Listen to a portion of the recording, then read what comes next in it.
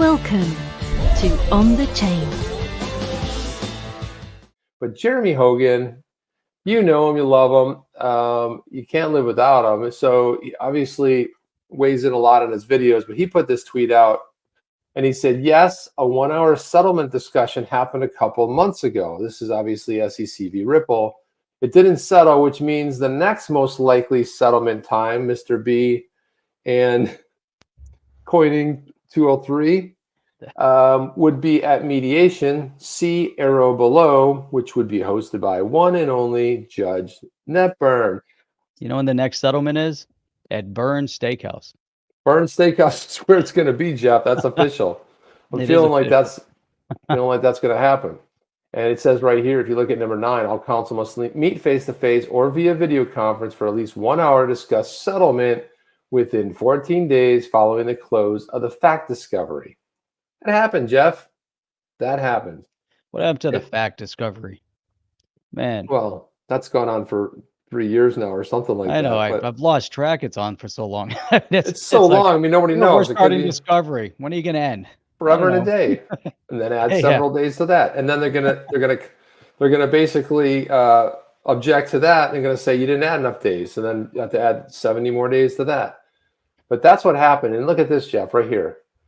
It didn't settle. Well, is anybody surprised? Why didn't it settle? Because both sides weren't willing to give the other side what they wanted. No, that's not possible. We're not going to see settlement anytime soon. You know, you've got not at this stage, Jeff. The animus of the SEC, of Daddy G. Yeah, there's just right now. I don't see climate towards Daddy G. Daddy G. Yeah, the SEC. Right. You coined it, the SEC. Daddy G. I was like, boom, boom. I don't see it.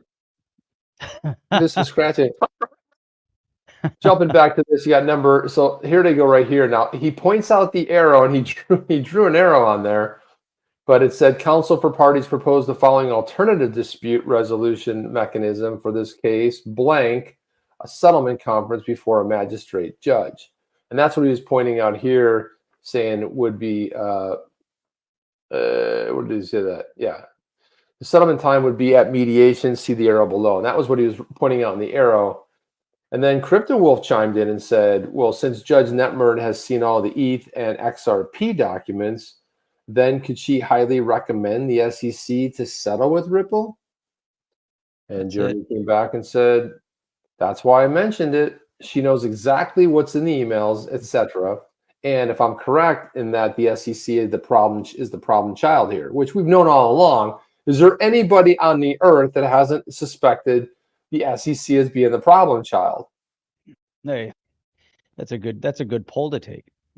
Jeff, why don't you put that up there? 99% right, because there'll always be one person, same person that gives our podcast in the first 2 minutes of going live a downvote every single time, and without fail. Maybe I'm wrong. Maybe this is we got away with it. But he says if I'm correct, the SEC is the problem child here. That could make a big difference. A good mediator can really work miracles sometimes. I thought that was pretty good, Jeff. That was a pretty interesting sort of a statement there. Well, we're on a Hogan theme here. Why don't we there was another good one by him today. Let's unwrap it here. So this is like Hogan's Heroes. This is Hogan's Heroes right here. Yeah.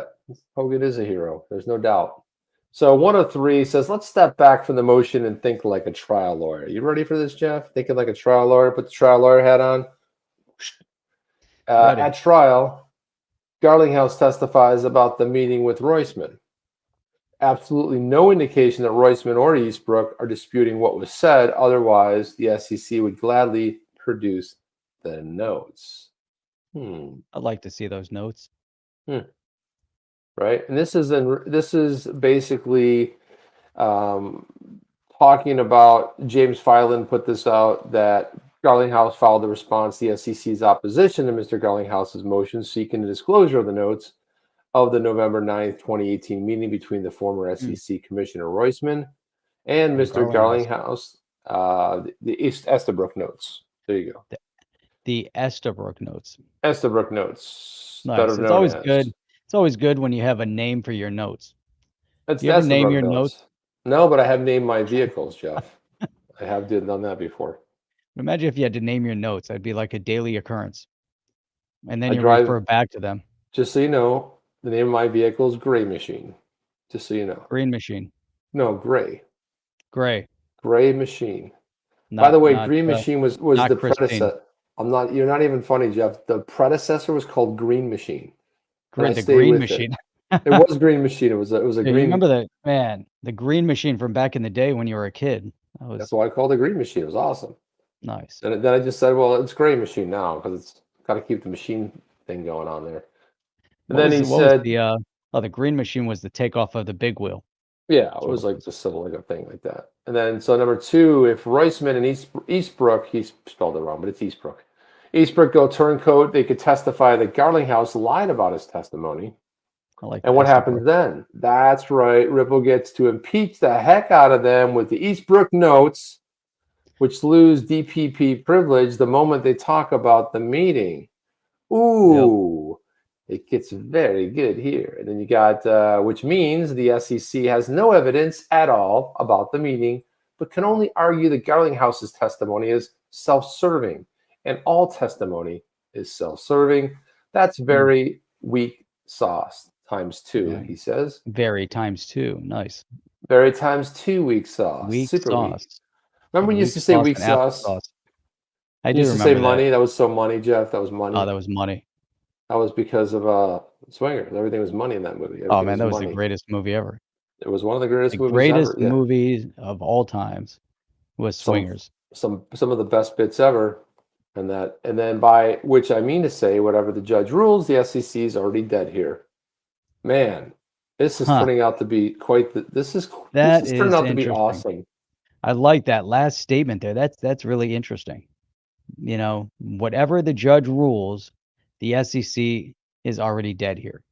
They're done. I mean, it's kind of crazy. I was trying to the other day, you just put a fork in it.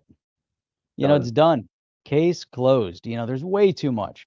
I mean, at this point, if the judge is going to rule in any other direction, and this is where the SEC would think would start groveling back to say, hey, we want to have a settlement here. I honestly, though, I still don't believe that the SEC is going to be willing to settle. I just don't see it.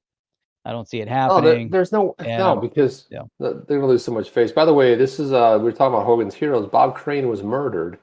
It's remained unsolved. Was it Putin? Or no? By the way, there's a really good. I watched a documentary on Bob Crane. Did a lot of reading about him. Went down a rabbit hole one time. The whole Hogan's Heroes thing was such an anomaly, Jeff, that they were just hanging out and nuts behind Nazi territory, just coming and going as they please with tunnels and all kinds of weird stuff. Like a show like that could never work today, but back then you were like, yeah, that's cool. Are you down with OTC?